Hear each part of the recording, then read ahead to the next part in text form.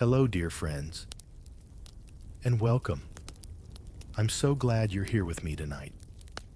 I invite you to settle into a comfortable place, perhaps with a warm cup of tea or a soft blanket wrapped around your shoulders, and allow yourself to drift with me back in time to a world that feels both distant and strangely familiar. Tonight, we'll wander the cobbled streets of medieval towns. We'll peek behind the heavy tapestries of stone castles, and we'll sit quietly in candlelit chambers, uncovering truths and a few charming myths about the Middle Ages. When we hear the word medieval, many images might come to mind. Knights in shining armor, dragons lurking in shadowed forests, kings and queens issuing commands from lofty thrones, and peasants tilling the fields in humble homes. Perhaps we imagine dark, disease-ridden streets and constant fear of witches or invasions.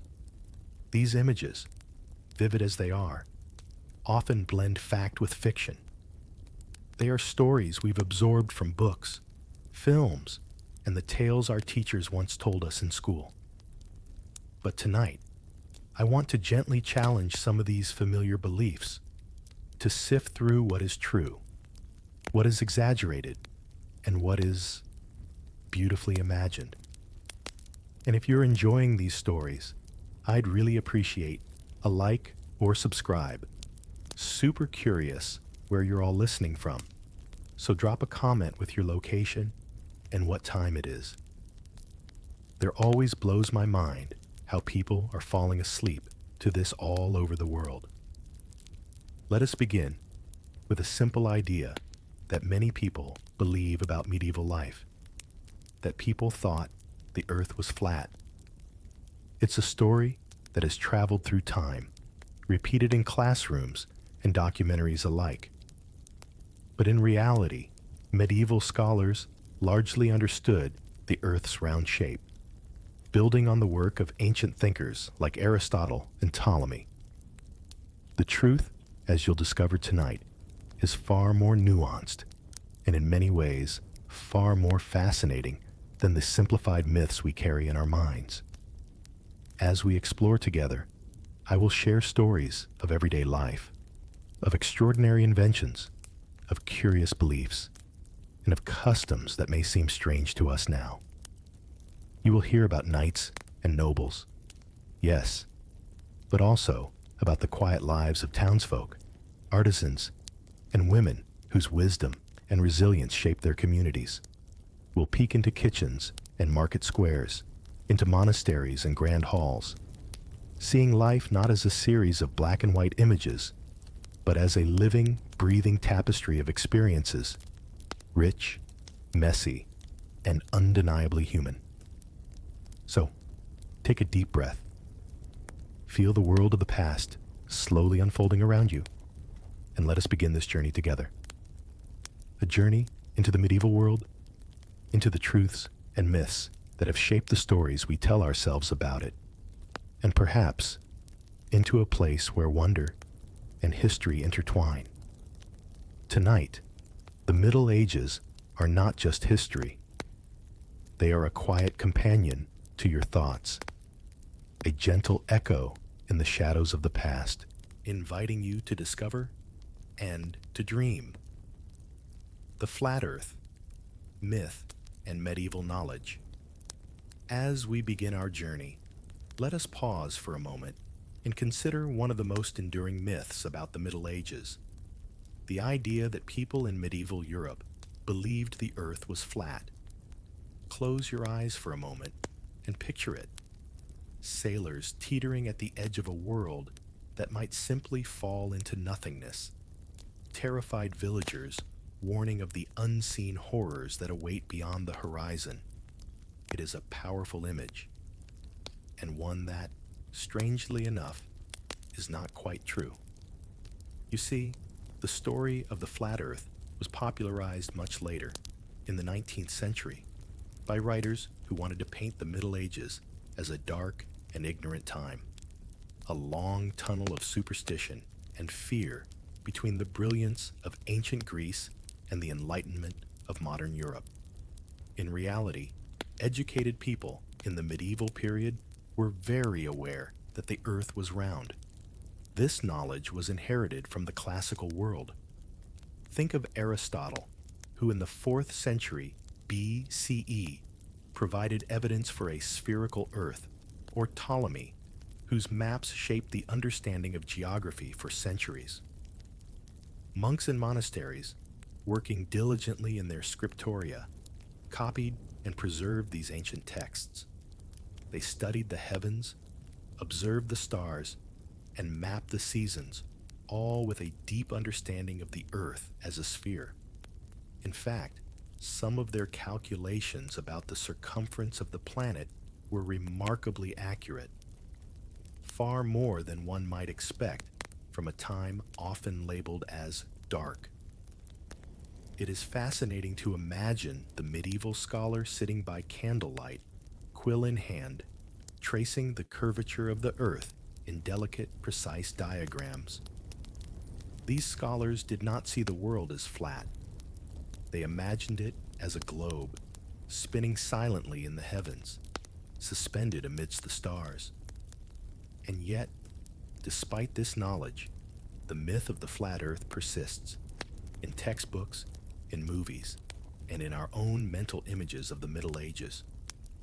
Perhaps this is because the myth feels more dramatic, more tangible. The idea of people fearing the world's edge makes for a compelling story. But history, as we will see tonight, is often more subtle, more nuanced, and often more beautiful. Beyond the shape of the earth, the medieval period was a time of discovery, curiosity, and learning.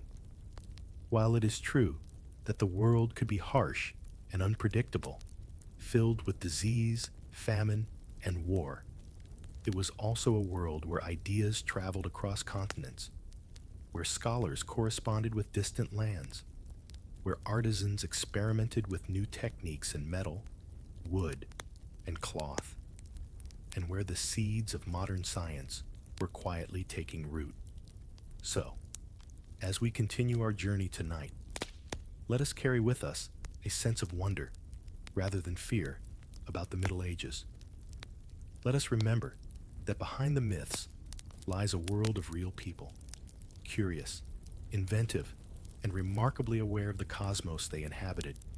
And now, let us drift a little further to a place where swords clash, banners flutter in the wind, and yet life in the medieval world is not only about battle and conquest. In our next story, we will explore another medieval belief, one that is far more peculiar, far more human, and perhaps even a little surprising: the curious medieval attitude toward bathing. Now, let us wander to the warm, bustling streets of a medieval town. Imagine the narrow lanes, paved with worn cobblestones, lined with wooden houses that lean together like old friends sharing secrets.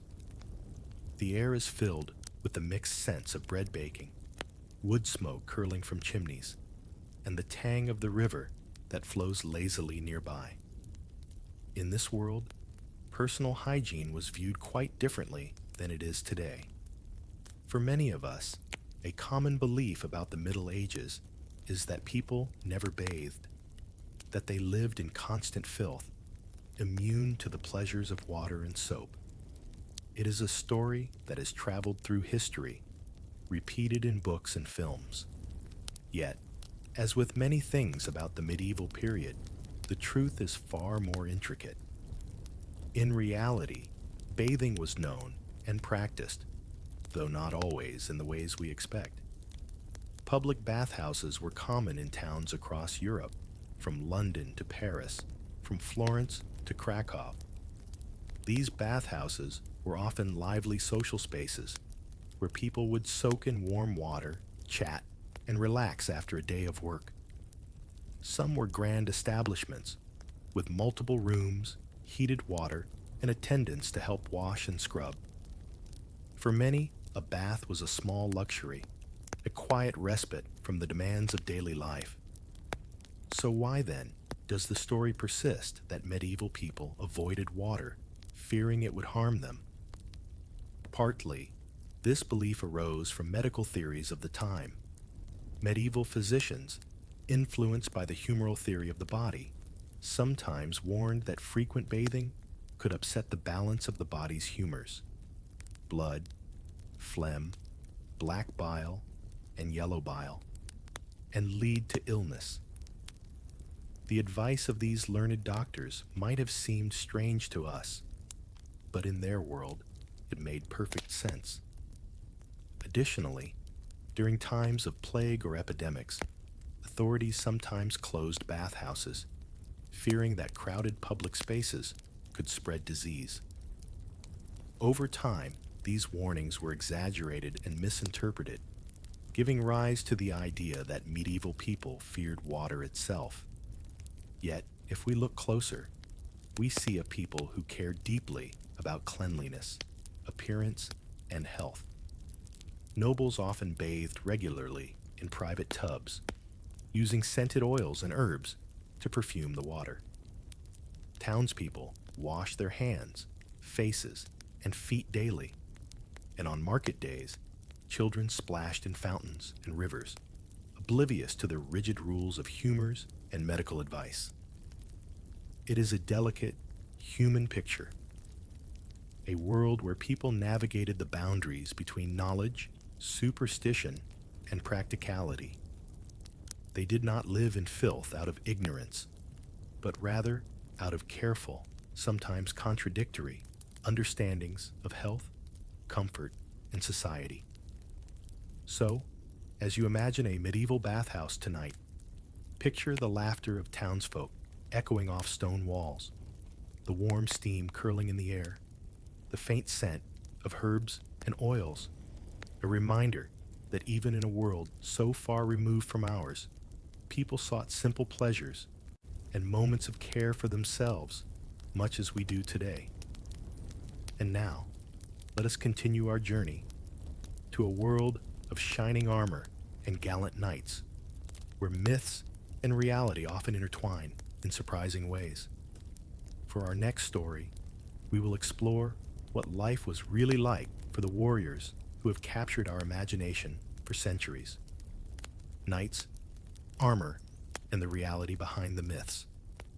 Now, let us leave the quiet streets and bathhouses of medieval towns and step into a world that has long captured the imagination of storytellers, the world of knights. When we picture a knight, many of us imagine a figure gleaming in polished, shining armor, astride a majestic steed, charging into battle beneath fluttering banners. Tales of chivalry, honor, and heroic deeds fill our minds with visions of epic adventure. Yet, as with many medieval myths, the truth is far more intricate, and in many ways, more fascinating. Firstly, consider the armor itself.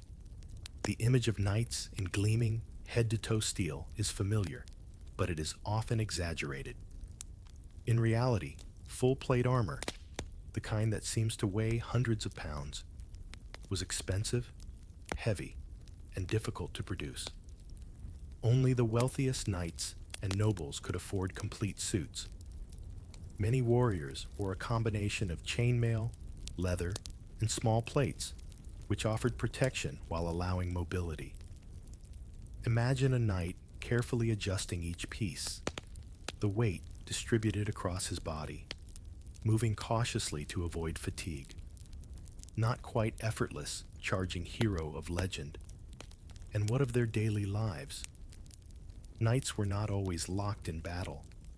In fact, much of their time was spent in training, managing estates, or participating in tournaments, which were both dangerous and entertaining, yet far more controlled than a battlefield. They practiced horsemanship, archery, and swordsmanship, honing skills that could one day save their lives, but often within the relative safety of a practice field. Another myth surrounds their diet and living conditions. Popular culture sometimes imagines knights dining on lavish feasts every night, surrounded by servants and splendor. While noble knights did enjoy certain luxuries, the truth was often simpler and more practical. Meals were designed to fuel the body for training and warfare. Hearty bread, meat stews, cheese, and seasonal vegetables. Hydration was important, and ale or watered wine was common, even for the young. A knight's life combined the romantic and the practical, the ceremonial and the laborious, in ways that are easy to overlook when imagining shining heroes from storybooks. Even their reputation for bravery on the battlefield was complex. Knights were trained warriors, certainly, but they were also human. They felt fear, exhaustion, and doubt. Battles were chaotic, terrifying affairs, and success often depended on strategy, numbers, and circumstance rather than sheer heroism. Some knights sought glory and honor, yes, but many sought survival first and understood that cunning and preparation were just as important as courage. And yet, despite these realities, the aura of the knight endures. Perhaps it is because knights embody both aspiration and imagination, a bridge between history and story. They remind us that people in the past, like people today, were complex beings, living lives that combine duty, hope, fear, and joy. So, as you picture the medieval knight tonight, imagine not just the clatter of steel and the flash of banners, but also the quiet moments, a warrior sharpening his sword by candlelight, adjusting his chainmail, or sharing a simple meal with companions before the dawn of a long day. These are the details that breathe life into history and that allow us to see the medieval world not as a series of myths, but as a living, breathing tapestry of human experience. Life in medieval towns, the reality behind common myths. Now, dear friends, let us leave the clang of armor and the echo of training fields and step into the heart of medieval towns. Picture a narrow street, lined with timber-framed houses leaning slightly as if in conversation with one another. The air is filled with the scent of baking bread, smoke curling from chimneys, and the earthy aroma of horses and livestock. Children chase one another through the lanes, laughing, their bare feet dusty from the roads. Merchants call out from their stalls, advertising everything from bright fabrics to fresh vegetables, fragrant herbs, and the occasional exotic spice brought from distant lands. Many of us have heard that life for medieval townsfolk was a grim struggle, filled with misery, filth, and constant toil. While hardships certainly existed, this image is far from the full picture. Life in the towns was dynamic, vibrant, and, in its own way, bustling with small pleasures and routines. Peasants and artisans had lives structured around the rhythms of the day and the seasons. Dawn brought work, tending gardens, repairing homes, or practicing trades. Blacksmiths hammered metal in workshops that rang with a rhythmic clang, while weavers threaded bright wool and linen into cloth that would later become garments for townsfolk or nobles alike. Markets were not merely places of trade. They were centers of social life, where news spread quickly, where neighbors met, and where laughter and gossip intertwined with the haggling of merchants. Contrary to popular myth, peasants were not universally oppressed or starving. Many enjoyed periods of leisure, celebration, and festivity. Festivals, often tied to religious or seasonal events, brought music, dancing, games, and feasting.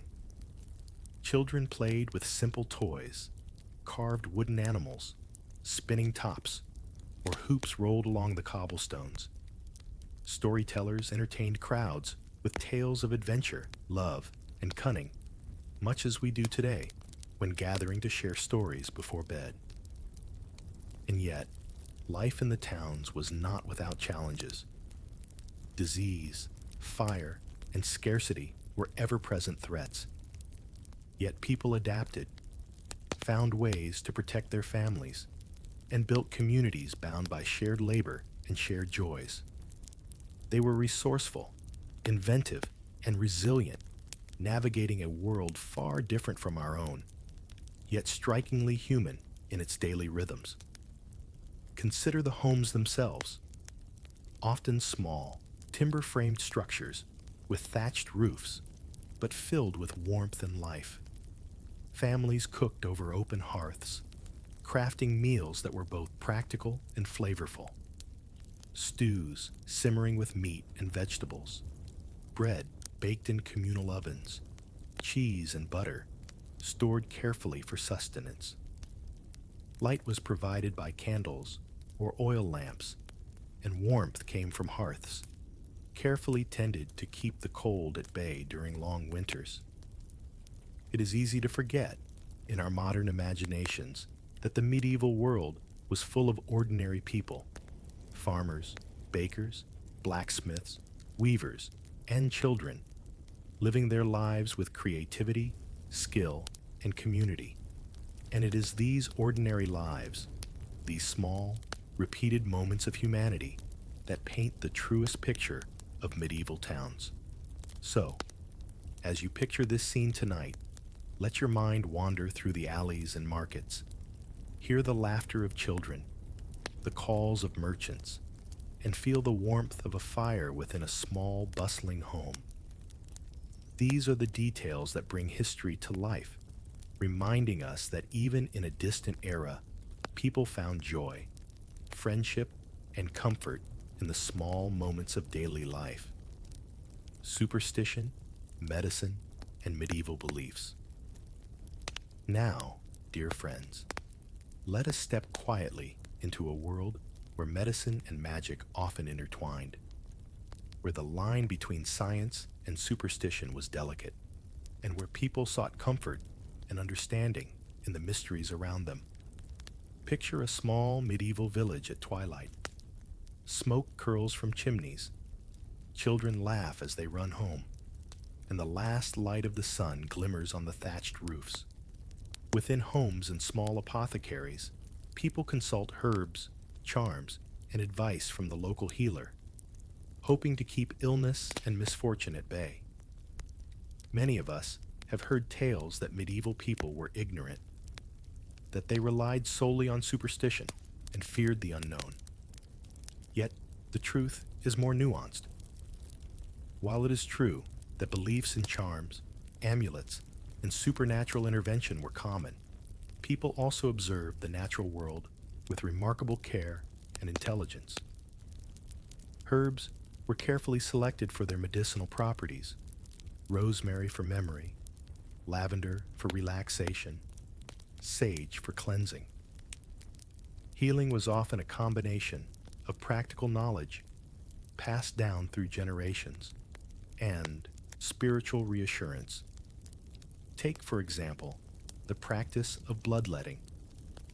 While today it may seem dangerous or strange, in its time it was based on the widely accepted theory of humors, that health depended on a balance of bodily fluids. Physicians believed that carefully controlled bleeding could restore this balance and alleviate illness. In practice, many patients improved simply because the body sometimes recovered naturally, and the careful observation of symptoms often guided treatments that worked in subtle ways. Superstition also played a role in daily life. People believed in the influence of stars, in the protective power of certain herbs, and in small charms that could keep misfortune away. Bells were rung to chase away disease, candles burned to honor saints, and small statues or tokens were placed in homes to bring safety and prosperity. These practices were not mere ignorance. They were ways for people to find comfort, hope, and a sense of control in a world often unpredictable and frightening. Even childbirth, a moment both ordinary and miraculous, was steeped in ritual.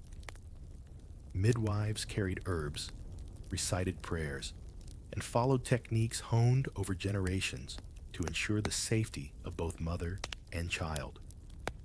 Communities supported one another, sharing knowledge, resources, and encouragement in ways that echo the human instinct for care and connection. And yet, alongside these practical methods, people sometimes attributed illness or misfortune to supernatural causes, evil spirits, curses, or divine displeasure. While modern eyes may find this puzzling, it reminds us that the medieval mind sought patterns and explanations, striving to make sense of the unseen and unpredictable. It is a deeply human impulse, one that transcends time and culture. So, as you imagine this world tonight, picture a quiet village at dusk, filled with the soft glow of hearth fires and candles. Hear the whispers of advice, the careful application of herbs, the soothing prayers of a healer or midwife.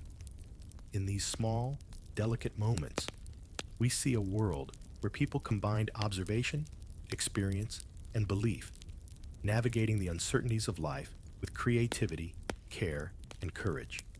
Festivals, feasts, and medieval joys. Let us now turn to the lighter side of medieval life. Moments of celebration, joy, and community. Life in the Middle Ages was not only work, struggle, and superstition.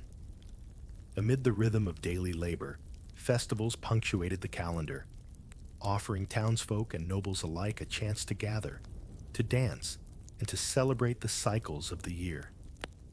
Imagine a town square on the day of a festival.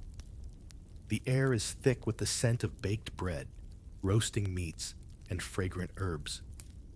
Children dart between stalls, chasing each other with laughter echoing off timbered walls.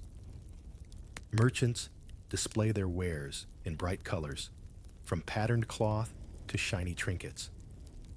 Minstrels play soft, enchanting melodies on lutes and flutes, their tunes weaving through the crowd like threads of light. Festivals often aligned with religious or seasonal occasions. Saints' days, harvest celebrations, and the turning of the solstice were marked with rituals, music, and feasting. People of all ages participated, nobles in elaborate dress, peasants in their Sunday best. Games were played, from simple contests of strength to skill-based competitions such as archery or tossing coins. Storytellers enthralled audiences with tales of heroism, love, or clever tricks, sharing a collective culture passed down through generations. Food, too, played a central role. Feasts were often communal and varied. While meat might be reserved for special occasions, bread, cheese, fruits, and seasonal vegetables were enjoyed by all. Sweet treats, such as honey cakes or spiced pastries, brought delight and were treasured, especially by children. Even in humble homes, a shared meal was an opportunity for connection, laughter, and comfort. These celebrations remind us that medieval people, despite the hardships of their world, sought joy, companionship, and moments of beauty. They danced, sang, laughed, and told stories, creating memories and traditions that endured, quietly shaping the culture we inherit today. So, as you picture a medieval festival tonight, imagine the sounds, smells, and colors, and allow yourself to feel the warmth of community that thrived long before the modern world. Life, even centuries ago, was full of these small, shining moments that brought people together. Medieval education and knowledge. Now, let us move from the streets and celebrations to quiet chambers where learning thrived. The Middle Ages were not simply a time of superstition and darkness, as many myths suggest. Education, scholarship, and the pursuit of knowledge persisted, often under the care of monasteries, cathedral schools, and later, universities. Imagine a monk in a sunlit scriptorium, carefully copying an ancient manuscript. Each stroke of the quill is deliberate, each letter crafted with patience and care. By preserving texts of science, philosophy, and literature, these scholars built a bridge between antiquity and the future. Knowledge was revered, studied, and passed down, even in a world without printing presses.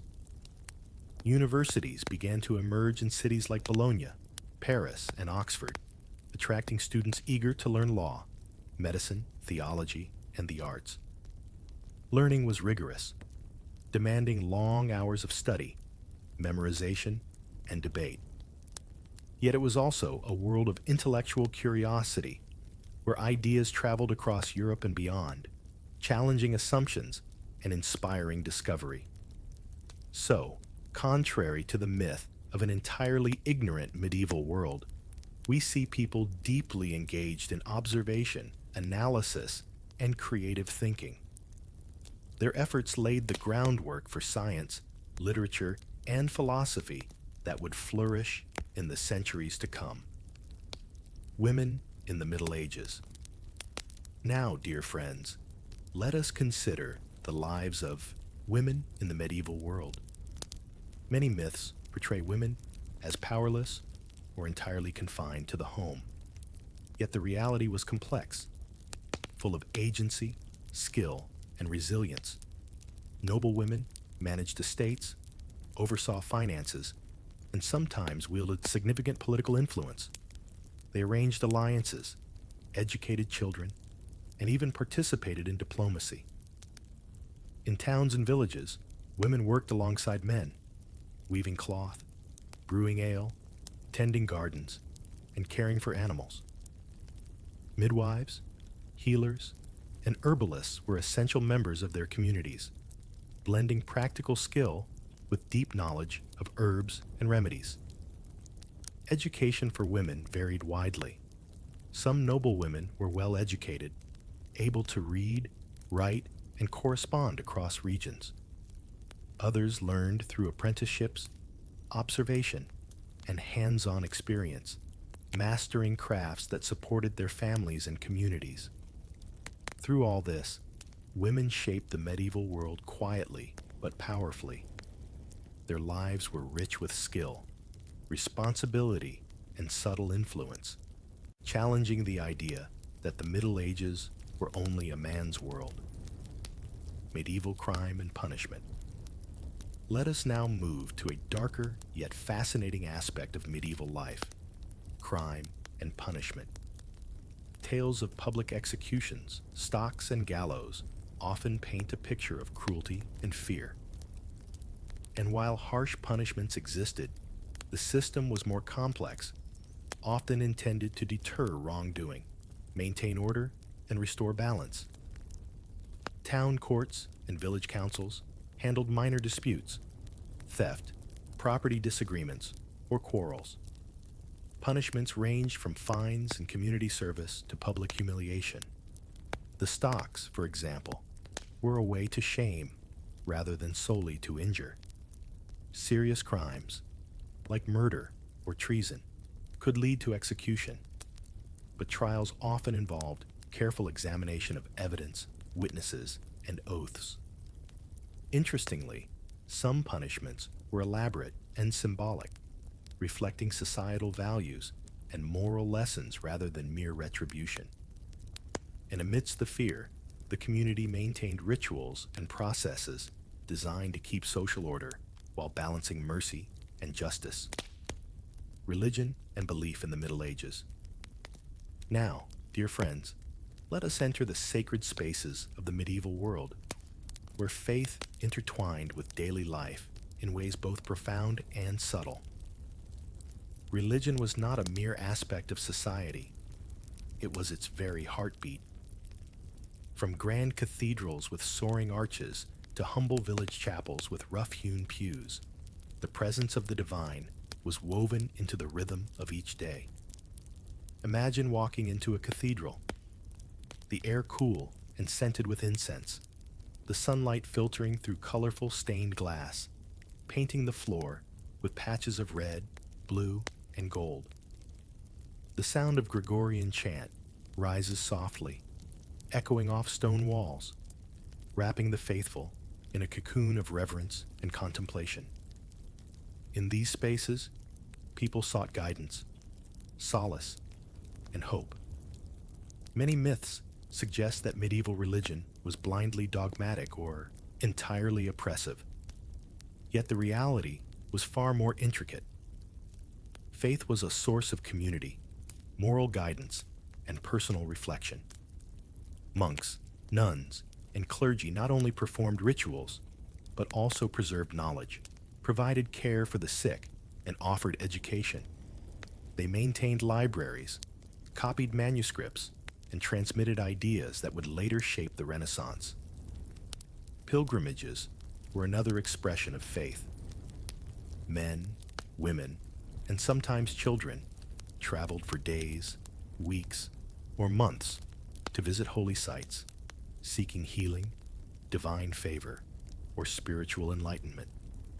Along the way, travelers experienced the natural world, towns and villages, and encounters with people from distant lands.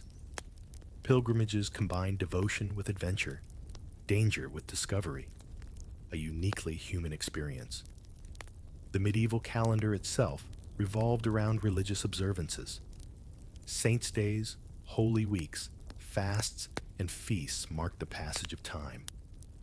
Daily prayers, blessings over meals, and rituals for birth, marriage, and death reflected the ever-present intertwining of faith and life.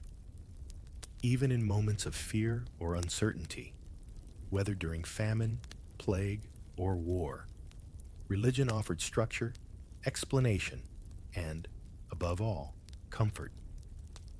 Yet alongside genuine devotion, there existed a world of superstition and local belief.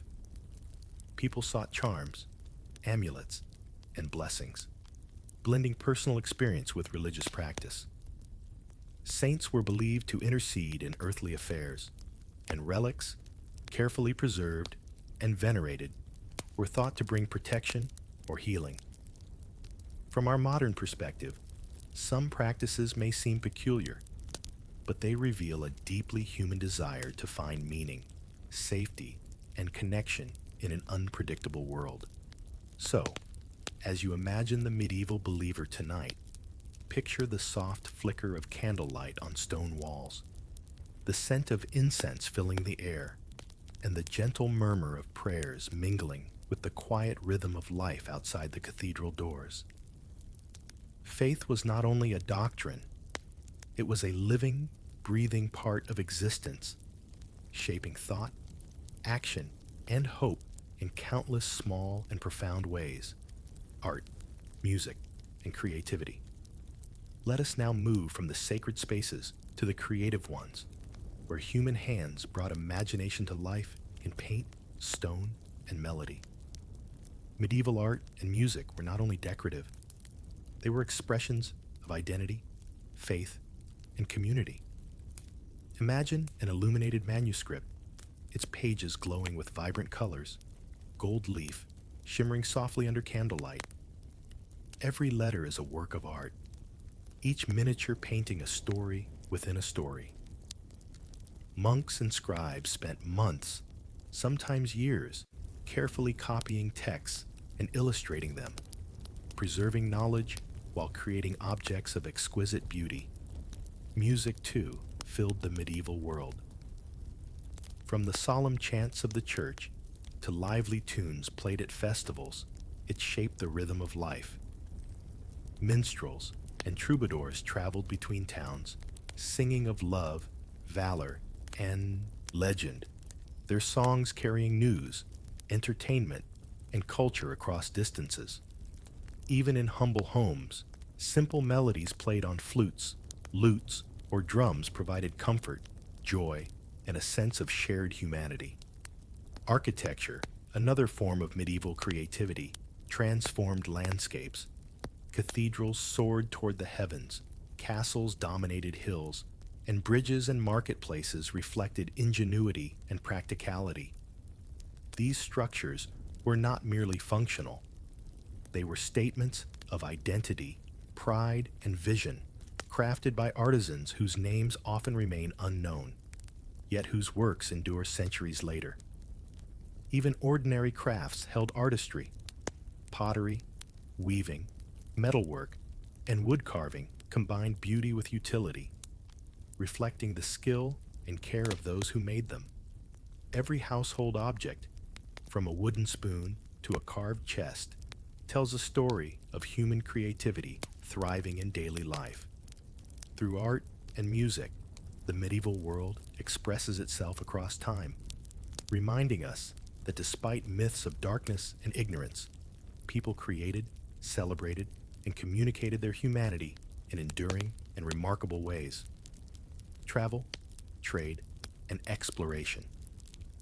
Now, let us follow the medieval traveler, moving beyond the familiar streets of towns and villages, venturing into the wider world.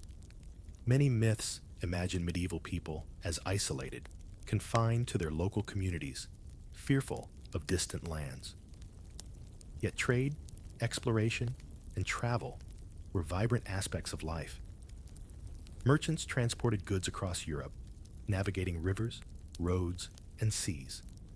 They carried spices from the east, fine cloth, metals, and luxury items that connected people and cultures in ways often overlooked. Along the trade routes, ideas and innovations flowed just as freely as the goods themselves, shaping economies, technology, and culture. Pilgrimages, as we mentioned before, were another form of travel, while knights, nobles, and diplomats often journeyed to distant courts for alliances, negotiations, or conflict. Even common folk sometimes moved seasonally, seeking work, opportunity, or refuge. Roads and ports bustled with life, travelers sharing stories, customs, and experiences from distant lands. Maps, often detailed and decorative, reflect the medieval understanding of the world, combining observation, imagination, and inherited knowledge. People knew far more about geography than popular myths suggest, and explorers' accounts sometimes reach far beyond Europe, inspiring curiosity and wonder in those who remained at home. Travel in the Middle Ages was not without risk. Bandits, storms, and illness threatened every journey. Yet, the desire to see, trade, and connect drove countless individuals to brave these challenges, weaving a network of commerce, knowledge, and culture across continents. Medicine, healing, and the body. Let us now return to the body and the art of healing, a realm where observation, superstition, and careful practice often intertwined. Medieval medicine is often caricatured as primitive, cruel, or ineffective. But in truth, it was a system based on careful study, long experience, and practical remedies. Physicians and apothecaries used herbs, minerals, and animal products to treat ailments. Willow bark, for example, relieved pain long before aspirin was invented. Honey served as an antiseptic, and plants like chamomile and lavender helped soothe and calm. Treatments were often guided by humoral theory, balancing blood, phlegm, black bile, and yellow bile, and by close observation of symptoms over time. Midwives and healers played essential roles in communities. They combined knowledge of herbs, nutrition, and ritual to care for mothers, children, and the sick. Their skill was respected, passed down through generations, and critical to survival in a time when disease and injury were common. Even with limited technology, medieval people were attentive observers of the body and the natural world. They noted patterns, experimented with remedies, and relied on experience and communal knowledge to navigate the challenges of health. It is a testament to human resilience, creativity, and care, qualities that endure across centuries. Now, dear friends, let us wander to the imposing structures that dominate the medieval landscape. Castles. Many myths suggest that castles were merely grand, impenetrable fortresses where kings and knights lived in luxury.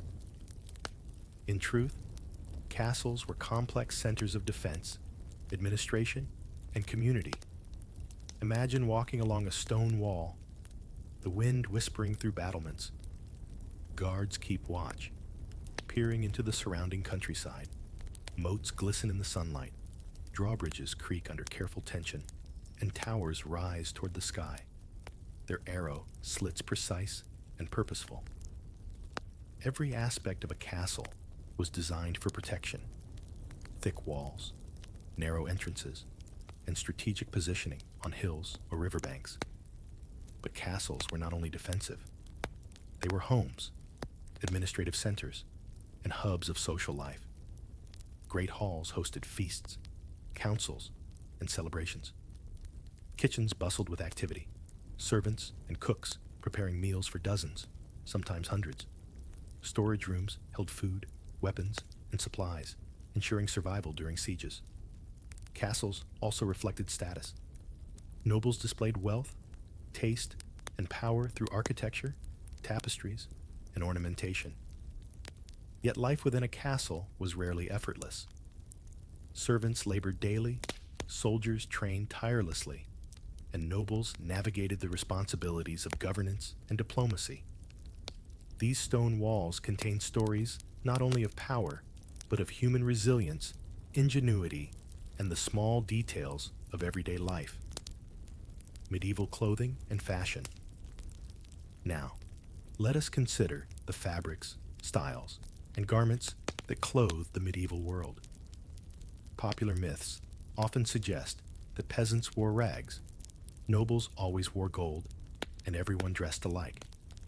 Yet clothing was nuanced, practical, and symbolic, reflecting status, occupation, and occasion. Nobles and royals adorned themselves in fine fabrics, silk, velvet, and wool dyed in vibrant colors. Garments were decorated with embroidery, beads, and precious metals. Clothing expressed identity, wealth, and influence, serving as both protection and statement. For common folk, practicality guided fashion. Wool and linen were the primary materials, often layered to provide warmth in harsh winters. Colors were muted, and garments were frequently patched and mended, reflecting resourcefulness rather than poverty alone. Children's clothing was simpler, allowing freedom of movement for work and play. Accessories, hats, and shoes conveyed messages about social rank, occupation, or regional identity. Even jewelry and small adornments carried meaning, personal, familial, or symbolic. In every garment, from the simplest tunic to the most elaborate gown, medieval people wove together utility, identity, and artistry. Food, drink, and daily meals. Let us now step into the kitchens and dining halls of medieval life, exploring the foods that sustained communities and delighted the senses. Many myths suggest that medieval people ate only bread and gruel, or that meals were dull and monotonous. In truth, their diets were varied, seasonal, and adapted to local resources. Peasants relied on grains, legumes, vegetables, and modest amounts of meat. Porridge, stews, and bread formed staples, often flavored with herbs or seasonal vegetables. Cheese and dairy products added nutrition, while fruits provided sweetness when in season. Meals were functional, but often carefully prepared, reflecting both skill and necessity. For nobles, feasts were occasions of spectacle. Roasted meats, chicken, venison, or pork, were seasoned with herbs and spices. sometimes rare and imported from distant lands. Pastries, custards, and puddings delighted the senses, accompanied by ale, mead, or wine. Feasts combined nourishment with ceremony, celebrating status, occasion, and community. Even in humble homes, mealtime was a shared experience. Families gathered around hearths, breaking bread together, sharing stories, and creating bonds. In every bite, we glimpsed the rhythms, ingenuity, and small pleasures of daily life in the medieval world. Markets, market trade, and the economy.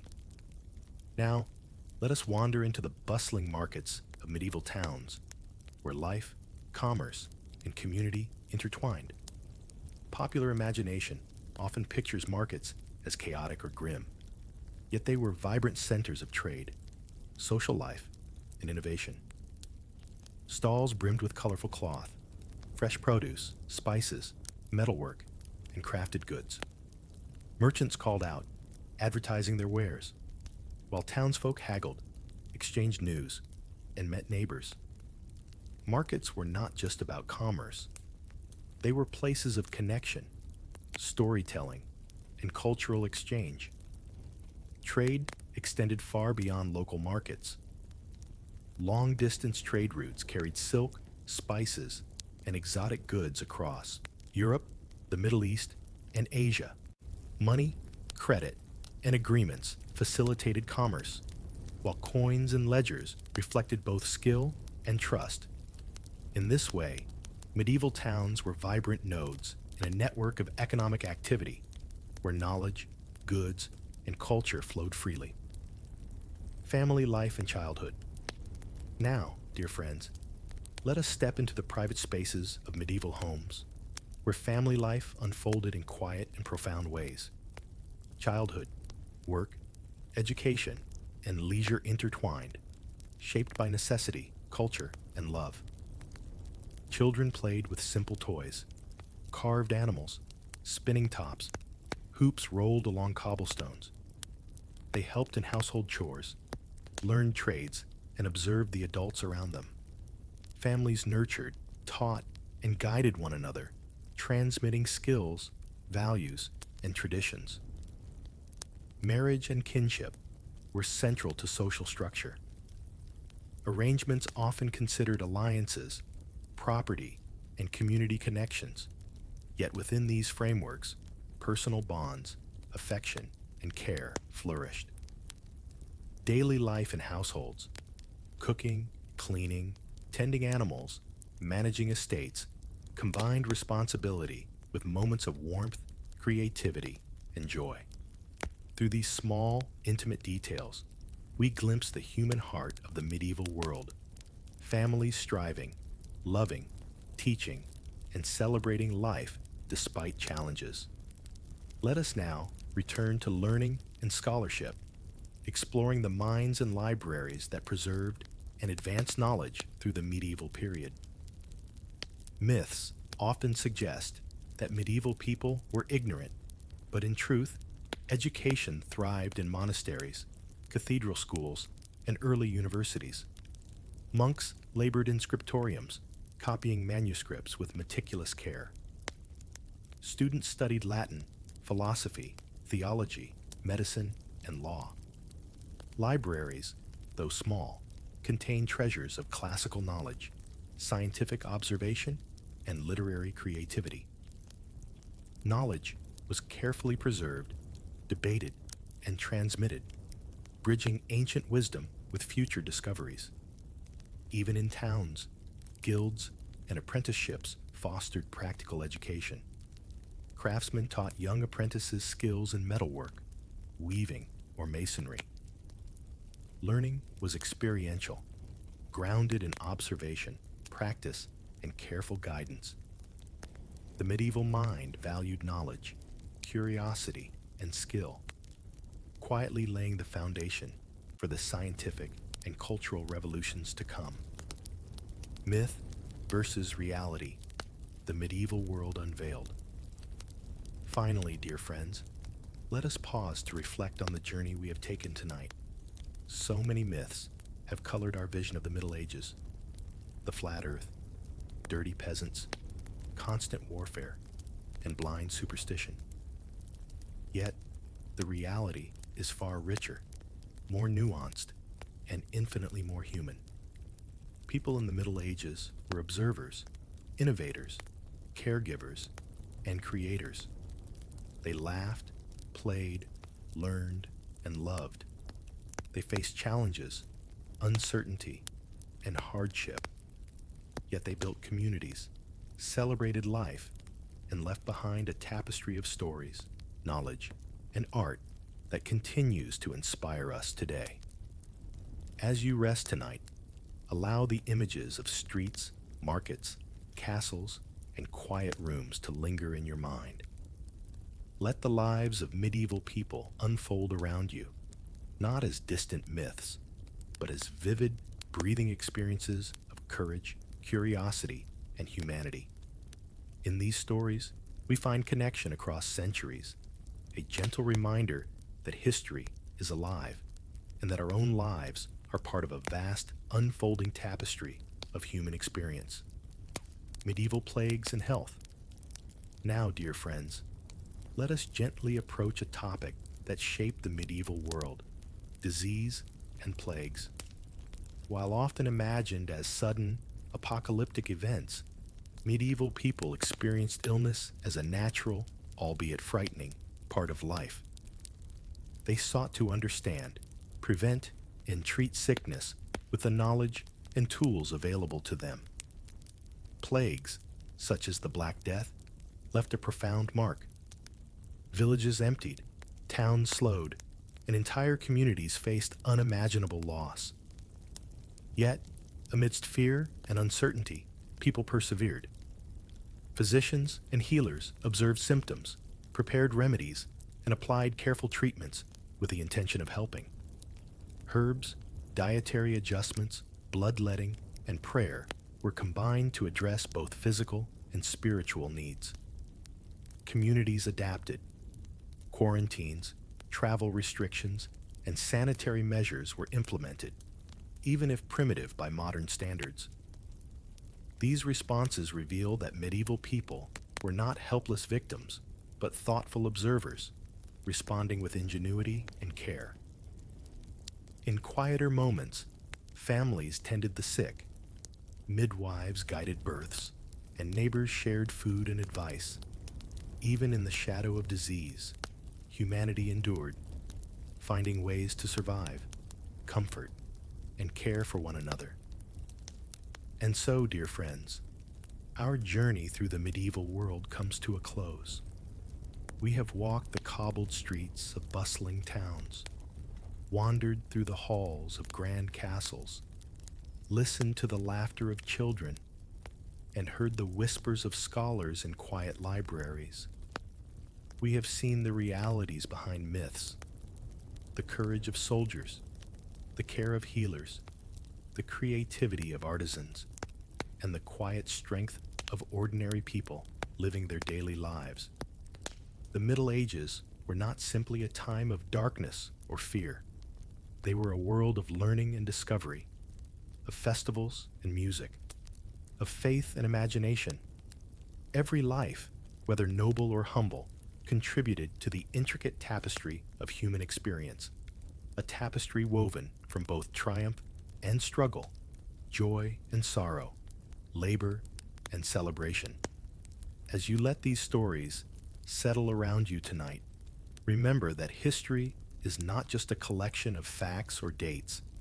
It is the pulse of humanity across time, a bridge connecting our present to the lives, dreams, and challenges of those who came before. In understanding the past, we see ourselves more clearly, and we are reminded of the enduring human spirit that persists through every age. So, rest now with the echoes of medieval streets, the soft music of distant minstrels, and the warmth of hearth fires in your mind. Carry with you the lessons, the stories, and the wonder of a world both distant and alive, a world where every person, in every moment, left their mark. Good night, dear friends. May your dreams be filled with history, imagination, and the quiet courage of those who lived so long ago.